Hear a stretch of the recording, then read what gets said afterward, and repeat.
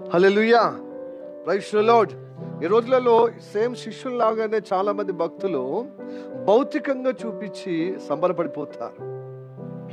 మంచిదే, కానీ ఇది లోకం శాశ్వతం కాదు కదండి. నీకు గొప్ప బంగ్లాలున్నా, గొప్ప శ్రీమంతం ఉన్నా, కార్లు ఉన్నా, సకల భోగాలు నీకున్నా, ఓకే గుడ్. బట్ అవి పరలోకం తీసుకుపోవు కదా. తీసుకుపోతాయా? అంత దినాలు అవి కాపాడుతాయా? చూసుక ముసడం, చెప్పక తిరగడం, అంతకంటే ఇంకేమైనా ఉన్నదా? పైపెచ్చికి అతిశయం, గర్వం కూడా వచ్చేస్తుంది.